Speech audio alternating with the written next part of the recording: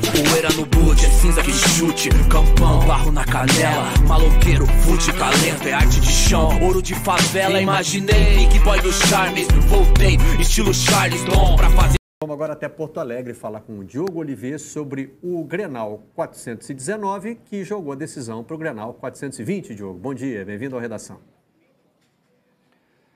Bom dia, Barreto, bom dia, Mansur, bom dia, Losete. Tô vendo que vocês já estão aprendendo, já entra direto no Grenal 419, assim, sem explicação nenhuma, é isso aí mesmo. Grenal 419, o 20 vai ser na Arena. Lembrando que não tem gol qualificado, então qualquer empate na Arena, quarta-feira, leva a decisão para os pênaltis. Foi um empate sem gol, um empate sem gols, mas longe de ser um Grenal ruim, foi um Grenal de altíssimo nível, com goleiros sendo protagonistas, um ótimo público no Beira-Rio, passou de 45 mil pessoas, não houve nenhuma incidência assim violenta dentro do campo, houve uma discussão lá do Renato com o Vitor Cuesta, mas depois o próprio Renato admitiu que no campo tudo tranquilo, teve VAR, o Leandro Voaden foi o árbitro e teve VAR e não teve nenhum grande problema no VAR, aliás, nenhum, tudo certo.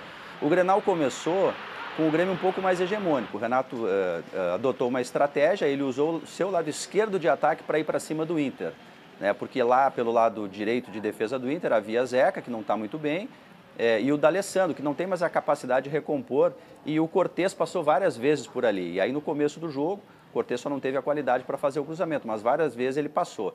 Depois o Odair Helman, num jogo de xadrez, que foi o Grenal, consertou isso, passou o Nico Lopes do lado esquerdo para o lado direito, e ele tem mais força para defender, para fazer o corredor, e aí o Grenal se equilibrou.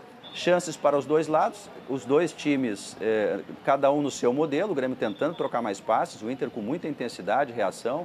A novidade do Grêmio, não sei se dá para chamar de novidade, é que Tardelli ficou no banco, jogou Alisson, muito em respeito ao Inter, né, que é um time com muita força, de muita intensidade. O Alisson tem mais capacidade de marcação. O Inter um grande desfalque, não jogou o Rodrigo Dourado, jogou o Richelli, problema no joelho, o Rodrigo Dourado, e logo em seguida o Richelli se lesionou e o Rodrigo Lindoso entrou na função ali entre as duas linhas de 4 jogadores. O Inter joga no 4-4-1, no 4-1-4-1, perdão, e o Grêmio é aquela linha de 3 jogadores, com o Everton por um lado, o Alisson na direita, Jean-Pierre ali no centro e o André lá na frente. O jogo terminou o jogo com 51% de posse de bola para o Grêmio, o que já indica que o Inter teve, especialmente pelo segundo tempo, uma leve supremacia, né? Não foi um controle, um domínio absoluto, o jogo foi muito igual, com muitas oportunidades criadas, mas esse 51% de posse de bola do Grêmio, que sempre tem muito mais posse de bola que seus adversários, indica que o Inter conseguiu fazer um equilíbrio nessa parte. E em número de finalizações, o Inter teve mais, foram 13 para o Inter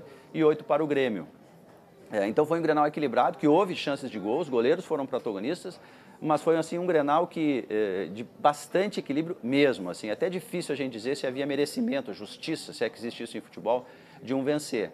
Porque foi um jogo de xadrez, difícil também dizer alguém que tenha jogado mal, porque foi um jogo assim com muitas atuações individuais belíssimas. Os dois zagueiros do Grêmio, Jeromel e Kahneman, os dois do Inter, Moledo e Vitor Cuesta, fizeram ótimos um Grenal incrível. Os dois goleiros também fizeram defesas importantes.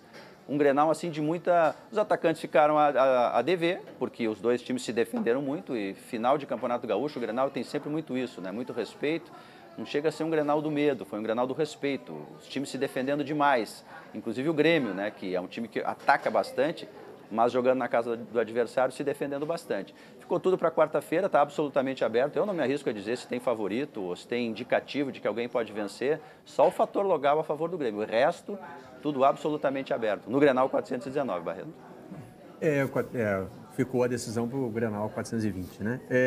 Eu estou aqui, eu estava reparando aqui que não vai ter gol nesse bloco, porque nós vamos falar desse 0-0 e depois do 0-0 de São Paulo. Mas há uma diferença fundamental entre os dois, né? O Grenal não foi 0-0 por falta de ataque. Foi 0-0 por competência das defesas e dos goleiros que, como o Diogo disse, foram protagonistas, brilharam, porque os times criaram alguma chance, né? O Clássico de São Paulo, e a gente está mostrando aí as notas que os jornais deram, olha, as maiores foram para o Marcelo Lomba, nota 8, com a explicação ali, fez grande defesa em lance criado por Everton, frio, impediu o gol do Grêmio. E também nota 8 para o Paulo Vitor, salvou o Grêmio em 2 chutes cruzados de Nico e em mais 2 de Guerreiro. Foi determinante para o Inter não ter feito gol. Ou seja, não foi um 0-0 por falta de ataque, o de São Paulo foi. O São Paulo foi um 0-0 jogado na defesa.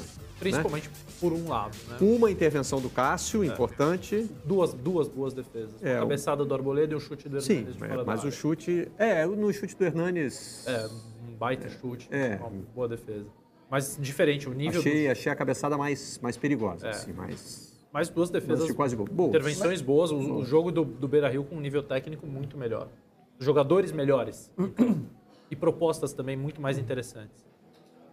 Só que, apesar do bom desempenho dos goleiros, é engraçado que o Grenal me deixou uma sensação que tem mais a ver com o outro lado do jogo, que foi o lado do respeito mútuo que houve, principalmente a partir do segundo tempo.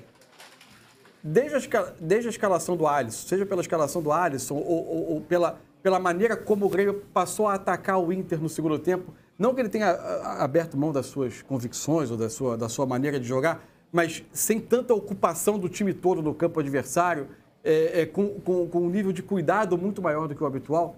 Eu acho que a maneira como se desenrolou o Grenal, com uma demonstração mútua de respeito a partir de determinado momento do jogo especial, ela é um sintoma muito maior sobre... Até se pode argumentar um pouco sobre a estabilidade recente do Grêmio, mas para mim ele é um sintoma muito mais claro e muito mais significativo sobre o Inter. Há um ano atrás, houve um Grenal que terminou 0-0, um pouco mais de um ano, um Grenal no início do Campeonato Brasileiro, em que o Inter celebrou o fato de ter conseguido conter o Grêmio num jogo em que ele praticamente se dedicou a conter o Grêmio.